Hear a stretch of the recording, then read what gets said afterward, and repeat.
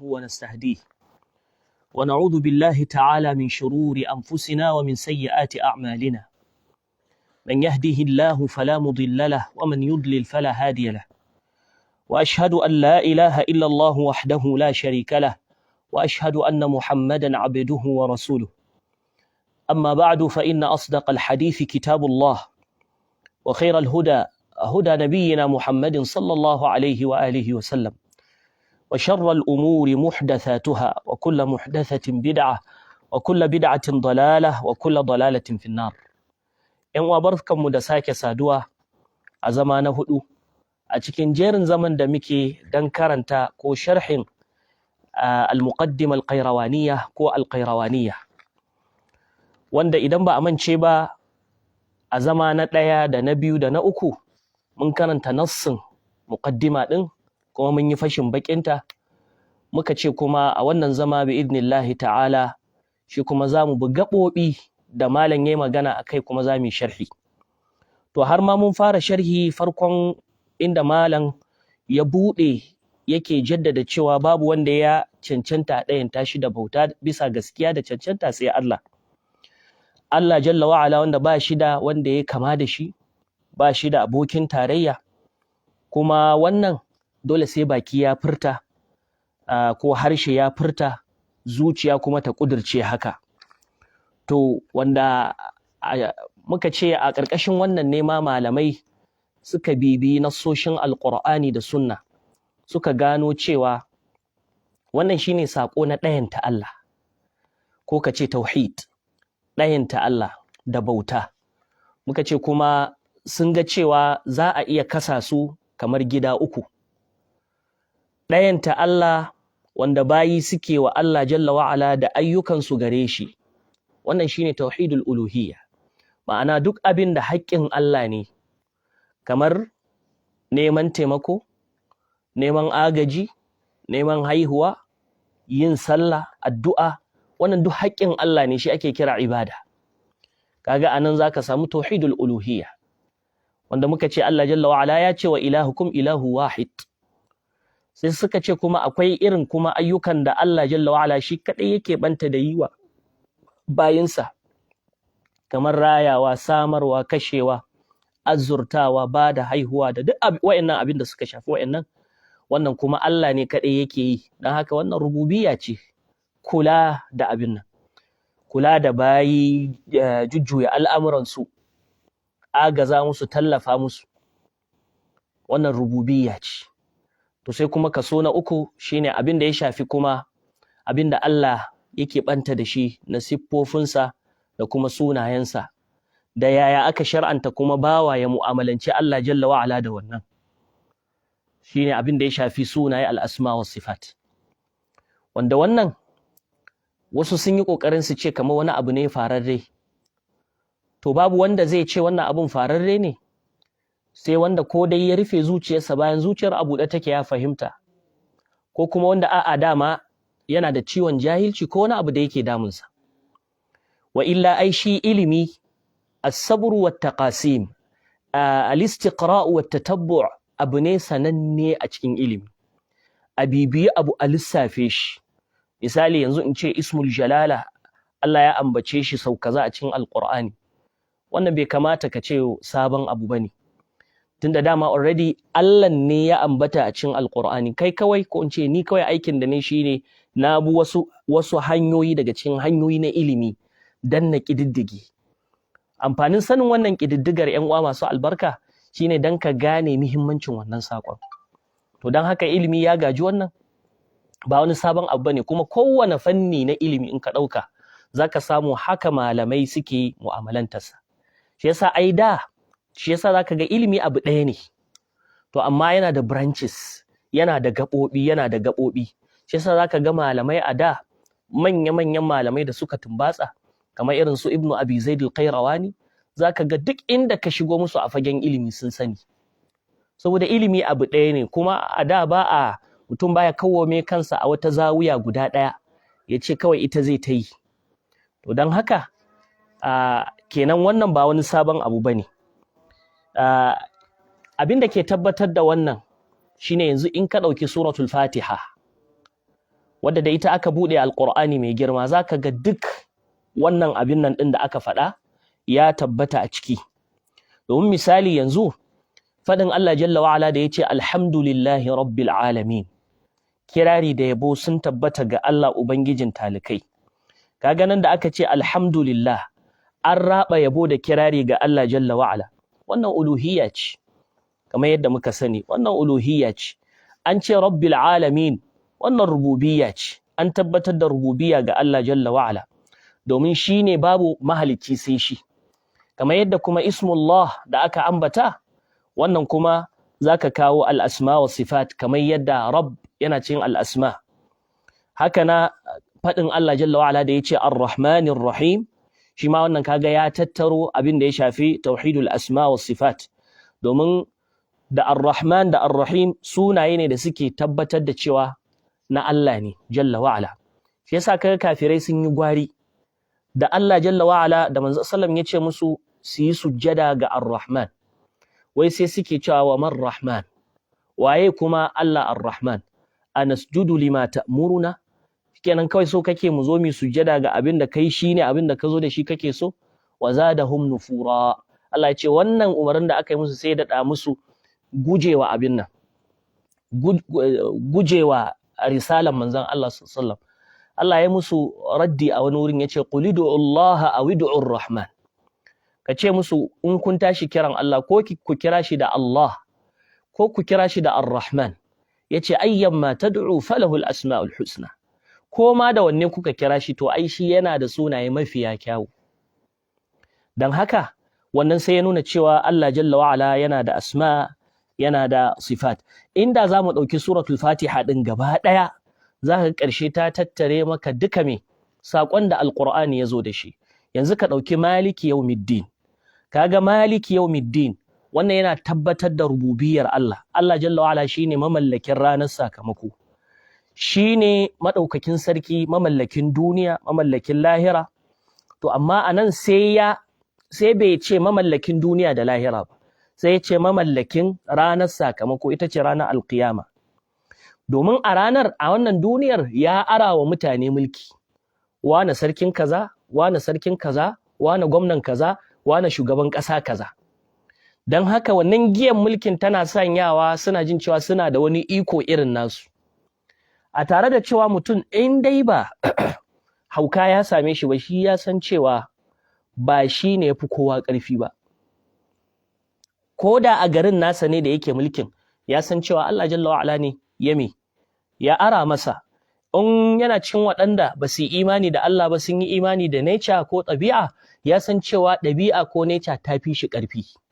Don haka shi ma ba zai ‘yan garancin ya ce me ba, ya irin ta Fir'auna ya ce ana rabbukumul a'la, in dai ba wannan hanyar ya kama ba.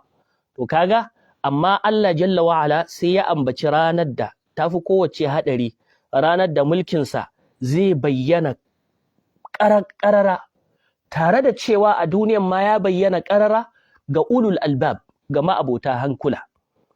Don haka, domin a wannan ranar kowa zai rankwafa, Allah jalla wa'ala zai ce limanil mulkul yau, ce lillahi alwahid alqahhar. A ranar ire-iren su Fir'auna da wayanda suka yi kama da su, wanda suka rigaye su da wanda suka zo bayan su, har zuwa lokacin mu da wanda za su zo bayan mu, babu wanda zai iya daga karan hanci ya ce ana rabbukumul a'la, ba wanda ya isa yi wannan.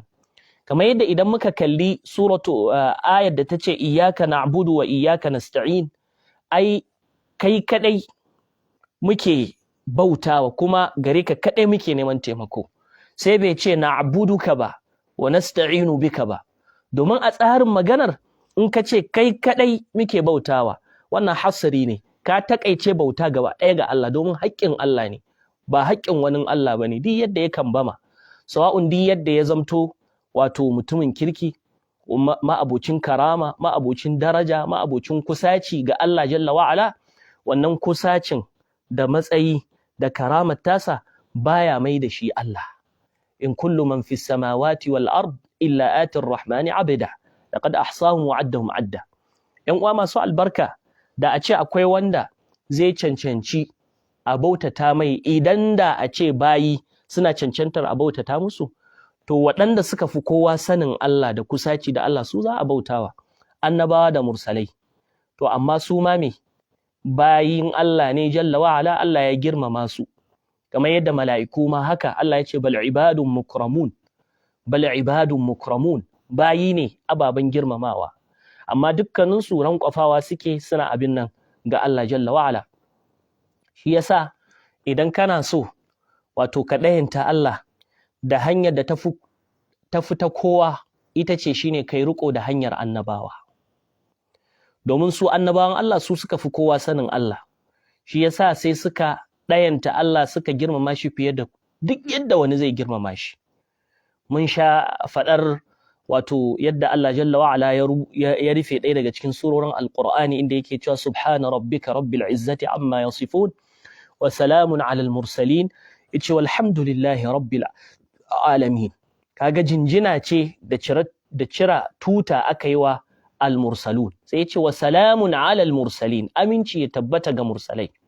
Malamai suka ce me sirrin? Saboda me su ba sa cikin waɗanda suke siffanta mala'iku da cewa matan Allah ne ko ‘ya'yan Allah ne. Tunda maganar ta fara daga abin nan wa ja'alul mala'ikatar rahman, inda Allah jalla wa ala yake cewa a shahidu khalqaw am khalaqnal mala'ikata inathan wa hum shahidun. Shin mun halicci mala'iku a matsayin mata, su suna nan sanda aka yi haka?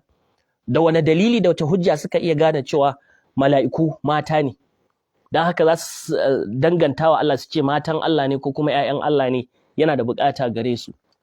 Da ya taho kuma sai ya ce subhana rabbika rabbil izzati amma yasifun, tsarki ya tabbata ga ubangijinka mabuwayi mai ƙarfi, wanda ai mutum ya zama ya siffanta da ‘ya'ya mata ko ya siffanta da mata, ai rauni ne na ɗan adam.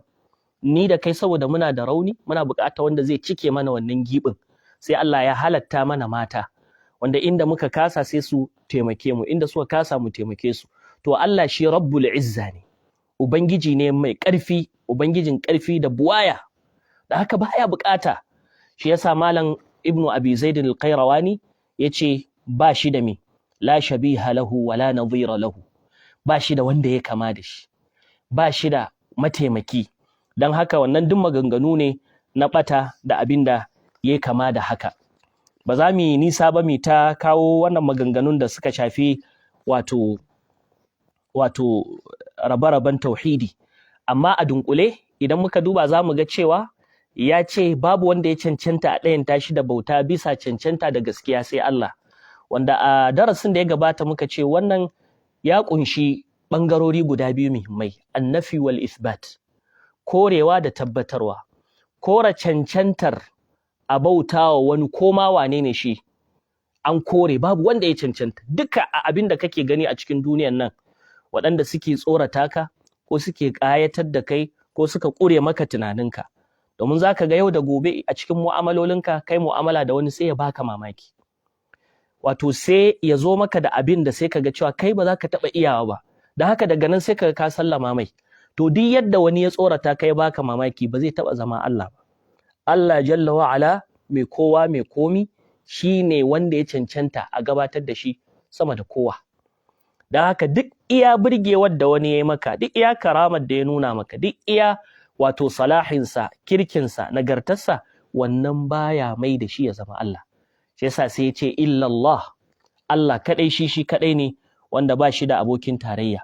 Wanda za mu ga alƙur'ani, a cikin alƙur'ani mai girma Allah jalla wa'ala duk wata ƙofa da wasu mutane suka yi ƙoƙarin buɗewa don su raɓa mai wani a matsayin cewa yana buƙatarsa na daga mata ko ɗa ko ‘ya'ya ko mataimaka, Allah jalla wa'ala sai da ya rufe wannan ƙofar, sai da ya toshe wa kansa wannan abin nan ɗin. Misali yanzu ka ɗauki suratul ikhlas, kaga a cikin suratul ikhlas wato idan da a ce alƙur'ani mai girma dangane da fashin baƙi da bayanin waye Allah jalla wa'ala bai saukar da kowace sura ba sai suratul ikhlas, to wannan surar ta wadata ta isar da saƙon waye Allah. Wataƙila wannan ɗaya ne daga cikin sirrin da yasa manzo Allah sallallahu alaihi wasallam yace ta'dilu thuluthal qur'an, cewa qul huwallahu ahad tana daidai da makwafin 1/3 na alƙur'ani. bisa fassarar wasu daga cikin malamai dangane da wannan hadisin suka ce ta fuskar saƙon. Akwai wasu bayanan koma bayan wannan, amma suka ce ta fuskar saƙon. Domin saƙon Alƙur'ani imma khabarun anillah, ko dai yana baka labari ne waye Allah. To aka ce qul huwa Allahu ahad, Allahu samad, lam yalid wa lam yulad wa lam yakul lahu kufuwan ahad, ko kuf'an ahad, ko kuf'an ahad, ko yadda wasu qira'o'i suka zo. Kaga a ciki sai ya ce lam yalid wa lam yulad. Ce qul huwallahu ahad, kace Allah shi ɗaya ne tilo. Tilo shine duk lambar da bata da ta biyu, ɗayan da ba shi da na biyu. Sai aka ƙara ƙarfafa aka ce lam yalid, bai haifa ba, wa lam yulad, kuma ba a haife shi ba. Lam yalid wa lam yulad. Kaga kenan sai ya kore wa kansa me? Wato ɗa, ya kore wa kansa mahaifi. To a cikin wannan an ce baka da ɗa baka da mahaifi, baka da mai kama da kai kenan, baka da kini, baka da wanda yayi daidai da kai. Wanda daga cikin wannan in an kore mahaifi an kore me? Mahaifiya. Ba shi da mahaifiya. In an kore ɗa an kore ya. Da haka ta kowace fuska Allah shine as-samad. Wato as-samad malamai suka ce wanda ba shi da bukata ga kowa, bayi kuma gaba ɗaya suna da bukata gare shi. Alladhi tasmadu ilaihi al-khala'iqu, cewa idan duk abin da ya tashi sai a koma ɗunguma ga Allah. Kuma subhanallah, wannan ɗunguma ga Allah ɗin har masu saɓan Allah zaka ga idan masifa ta yi masifa sai su ɗunguma su koma ga Allah, sun yadda su ma a yi addu'a. An gane? To shi yasa babbar taɓewa ce a ce wato mutum masifa za ta yi masifa amma bai sanya koma ga Allah ba, ya roƙi Allah jalla wa'ala, ai wannan mutumin ya taɓe. To Allahu samad, Allah jalla wa'ala shine as-samad. Kamar yadda zamu ga a wani wurin Allah jalla wa'ala ya fito baro-baro ya kore wa kansa ɗa. Abin da yasa saboda an samu wasu azzalumai a cikin tarihin ɗan adam da suka yi da'awar cewa Allah yana da ɗa, wanda daga ciki kama akwai masu addinin Kiristanci suna ganin cewa almasihu ibnullah, kamar yadda alqur'ani ya ce wa qalatin nasara almasihu ibnullah, kamar yadda yahudu gabanin su suka ce uzairu ibnullah, suka ce uzairu dan Allah ne. To kaga Allah jalla wa ala ya ce gare shi, shi yasa ya ce ballati wal ardi kullun lahu qanitun. Duk abin da ke cikin sammai da ƙasa to mallakinsa ne, kuma dukkaninsu masu menene? Rankwafawa ne, masu biyayya ne, masu tsoron Allah ne gare shi. Taw'an aw karhan, ko dai suna sani bisa soyayyarsu ko kuma bisa tilas. Kuma kamar yadda yake faɗa a suratul mu'minun, yake cewa mattakhadha Allahu min walad, Allah bai taɓa riƙaɗɗa ba, wa ma kana ma'ahu min ilah, kuma babu wani abun bauta da ya cancanta a bautata masa tare da Allah. Duk abin da zaka karaɗe duniyan nan kaga cewa wasu suna bauta musu, wasu su bauta wa saniya kamar yadda ake samu a cikin hindu, wasu su bauta wa gumaka, wanda wannan shine mafi ƙarshen yadda shaiɗan zai wofintar da ko ya wawantar da tunanin ɗan adam. A irin wannan ambaliyar da aka yi yanayin damuna, waɗanda suke bibiyar kafafen sadarwa za su ga yanayin yadda a wani ɓangare na hindu wato ruwa ya zo ya mamaye wurin, wai suka dinga dakon wal iyazu billahi allolinsu a kafaɗarsu, sai kaga katon gunki mutum ya ɗauko yana ƙoƙarin ya fitar da shi. To wannan ɗaya ne daga cikin abin da zai nuna maka cewa to ai kamata ya kai da kake iya cicciɓarsa ɗin kai ka zama abin bautar, inda a ce ka cancanta a bautata maka. Amma wanda misali baya ji baya gani baya amfanarwa, to amma yau ɗan uwa ka gode wa Allah da kai Allah bai jarrabe ka ba. Haka shaiɗan yake yin wasa da hankalin bawa. Duk yadda hankalin nan ya zama mai tsada mai gwal ne wato nagartacce ne, abu ne na ƙololuwa, amma shaiɗan ya tashi sai ya raina ma wayo, sai ya ƙasƙantar da mutum, sai ya zama shine asfalas safilin, mafi ƙasƙantar masu ƙasƙanta. Don haka tauhidi ni'ima ne, tauhidi daraja ce. Kamar yadda kuma a suratu Maryam Allah jalla wa ala ya ce wa qalu ittakhadha ar-rahmanu walada laqad ji'tum shay'an idda. Dan haka ƴan uwa masu albarka zamu ga ayoyi da dama, suratul Nisa, An'am, Tauba, Yunus, Isra, Kaf, Anbiya, Safat, Zukhruf, Jin, duk zamu ga suna tabbatar da wannan. To ka ɗauki ɓangaren kuma korewa Allah jalla wa ala mata. za mu ga alƙur'ani ya haɗa kore mata da kore ɗa. Misali can inda muka karanta badi'us samawati wal ard, Allah jalla wa ala shine makirkirin sammai da ƙasa. Yace anna yakunu lahu walad, ta yaya zai zama yana da ɗa ko ya riki ɗa, walam takul lahu sahiba, alhalin ba shi da mata, bai kasance yana da mata ba subhanahu wa ta'ala. Kamar yadda ya faɗa kuma dangane da aljanu yake cewa wa annahu ta'ala jaddu rabbina mattakhadha sahibatan, sai ya ce wala walada, bai riki mata ba ballantana ɗa, saboda me baya buƙatar wannan.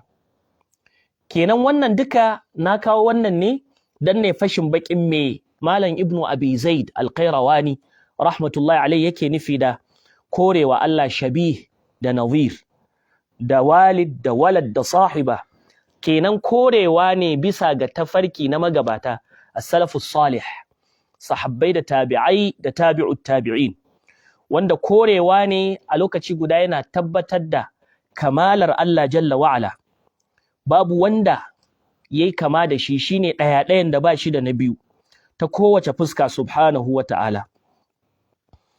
Don haka Allah jalla wa'ala ya fi gaban wasa. Sannan Malam Ibnu Abi Zaid al-Qayrawani a cikin matanin yace laysa li awwaliyatihi ibtida, farkon Allah jalla wa ala ba ta da mafari, wala li akhiriyatihi inqida, sannan ƙarshen Allah jalla wa ala ba ta da makari. A nan gurin kai ka ce Ibnu Abi Zaid ya ciro wannan maganan ne daga faɗin Allah jalla wa ala a suratul Hadid, inda yake cewa huwal awwal wal akhir wal zahir wal batin wa huwa bi kulli shay'in alim. Kaga a cikin wannan ayar akwai tabbatar da sunan Allah al-awwal, al-awwal, cewa Allah jalla wa ala shine na farko subhanahu wa ta'ala. Azance na da naka a matsayin mu na dan adam, in aka ce waye na farko kace kai ne ko nace ni ne, to ni da kai din ai kafin mu zama na farko din akwai wani zamani da ya rigayi farko na da farkonka. A wannan zamanin babu ni babu kai, to a haƙƙin Allah ba haka abin yake ba. Allah ya siffanta kansa da cewa huwal awwal shine na farko, sannan kuma huwal akhir shine na ƙarshe, to duka babu abin da yake rigayar wannan ko ya zo bayan wannan. Kenan sai ya zama duk wani abu da ka sani wanda ba Allah ba to yana komawa ne ga Allah, yana komawa ne ga Allah. Wannan shine ma'anar al-awwal din. Sannan duk wani abu da ka sani wanda ba Allah ba to zai kare kuma ya bar Allah. Allah shine wanzajje dawwamamme wanda me tasa ba ta karewa subhanahu wa ta'ala. Shi yasa muka ga manzo sallallahu alaihi wa sallam kamar yadda yazo a cikin sahihu Muslim, manzo Allah sallallahu alaihi wasallam da kansa ya fashin bakin wayannan sunaye, yace Allahumma antal awwalu falaysa qablaka shay. Ya Allah kai ne na farkon da babu wani abu ko menene shi da ya rigaye ka, wa antal akhiru falaysa ba'daka shay, kai ne na ƙarshen da kuma bayan kai babu wani. To wannan shine babban abin da yake fashin bakin ma me ake nufi da awwaliya ta Allah, me ake nufi da akhiriyya. Kenan kaga fashin bakin da Ibnu Abi Zaid al-Qayrawani yayi daidai da fashin bakin da manzon Allah sallallahu alaihi wasallam yayi a cikin wannan hadisin da yazo cikin sahih Muslim, riwayat sayyidina Abu Hurairah, Allah jalla wa ala ya ƙara masa yadda. Kenan in muka so mu ƙara fashin baki sai mu ce farkon Allah babu bata rigaye ta ba. Farkon Allah ma'ana an ce shine na farko, to wannan farko ne wanda babu ko rashi bai rigaye shi ba, kuma sannan a babu ba za ta riske shi ba. To amma dukkanin wani abin halitta in ka ɗauka, komai girmansa, komai yadda yake baka tsoro, komai darajarsa, to yana da farko wanda babu ta rigaye shi, yana da ƙarshe wanda kuma me rashi shi ma zai riske shi. To don haka nassoshi da dama na cikin alƙur'ani mai girma duka suna tabbatar da wannan, suna tabbatar da wannan. Sannan Malam Ibnu Abi Zaid yace la yablughu kunha sifatihi alwasifuna, masu siffanta Allah ba su isa su kai makurar yadda Allah yake ba, su kai gaci su ce maka ga takamaiman yadda Allah yake. Wala yuhitu bi amrihi almutafakkiruna, masu tunani wanda suke jin kansu a tunani cewa sun kai sun kawo karansu ya kai tsaiko, to ba za su iya kewaye lamarin Allah ba da wannan tunanin nasu. Iya abin da ma suke shine ya'tabirul mutafakkiruna bi ayatihi, masu tuntuntuni a wurin Allah dangane da Allah suna ɗaukan izina ne, suna daɗa samun wato girman Allah da fahimtar yadda Allah jalla wa'ala ya kambama, ya ƙasaita, ya girmama ta hanyar yin izina da ayoyin Allah. Amma wala ya tafakkaruna fi mahiyyati zatihi, ba sa taɓa tunanin wai ga yadda zatin Allah yake. Daga wannan ne ahlus sunna wal jama'a suke siffanta Allah jalla wa'ala da abin da ya siffanta kansa da shi. Manzon Allah sallallahu alaihi wasallam ma ya siffanta shi da shi, amma da irin yanayin da ya dace da girman Allah. Tare da fahimtar ma'anar me Allah yake nufi, amma a haƙiƙanin kaifiya ya Allah ɗin yake ba su sani wannan ba. Da haka kenan suna tabbatar da sifofin ba tare da sun yi bincike cewa a ce maka to ta yaya Allah ya yi kaza ba. Wannan ai ba a sa ka kai ka fahimci wannan ba. Sannan ita kaifiyar suna fawwada, wato suna miƙa lamarin yadda kaifiyar take zuwa ga Allah jalla wa'ala. Wanda a zaman da ya gabata mun ji irin maganar da al-Imamu Malik rahmatullahi alaihi, lokacin da wani ya zo fitinanne yana so ya kawo ruɗu, ya sa shubha a cikin zukatan mutane, wai yana tambaya game da istiwa'i. Ya ce, ya Imam, Ar-Rahmanu ala al-arshi istawa. Allah mai rahma ya daidaita akan al'arshi, kamar yadda ya faɗa a cikin suratu Taha da rago wasu surori. Sai ya ce, wai to fa kaifa istawa, to ta yaya ya daidaita? Kaga wannan fitina ce a zuciyarsa, domin yana kamanta daidaiton Allah da irin daidaitonsa. A'udhu billah. Ya za a yi Allah da bawa ka daidaita su? Shi yasa al-Imamu Malik yayi wata magana da ta fita a matsayin ƙa'ida, wadda za ta fatattaki duk wani mai son zuciya irin na wancan. Inda al-Imamu Malik ya kore mana cewa ai Allah bai ɗora mana mu san kaifiyar yadda ya istiwa'i ba. Amma dai da lafazin an ce istiwa'i kana iya gane menene. To amma shin wannan abin da ka gane shine wanda Allah yayi? Aljawabu la.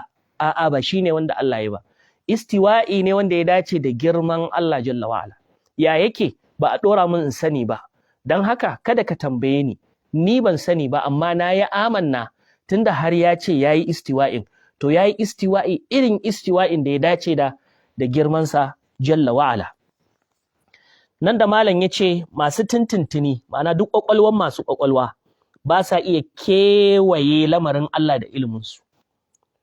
Babu shakka wannan haka ne, domin Allah jalla wa'ala a cikin lamarinsa akwai abubuwan da ya tsara na ƙaddara. Kai akan kanka baka san ƙaddarar ka ba, ballantana kuma ka san me ƙaddarar wani. Mun karanta a hadith ibn Mas'ud radiyallahu an, wanda ya zo cikin ɗaya daga cikin sahihain, wa hadisi na 4 a cikin 40 hadith, wanda sayyidina Abdullah dan Mas'ud Allah ya ƙara mai yadda ya ce Annabi sallam ya gaya musu cewa mutum yana cikin mahaifiyarsa, bayan matakan da yake bi Allah yake bi na halittarsa, ana turo mala'ika sai a umarce shi da kalmomi guda 4, ma'ana umarni guda 4.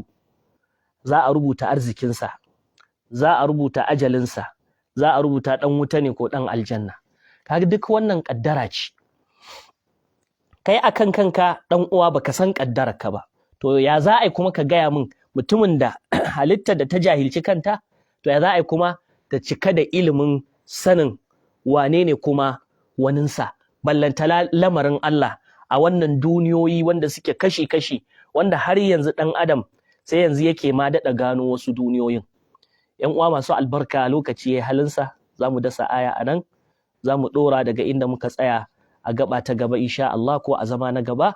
Wassalamu alaikum wa rahmatullahi wa barakatuh.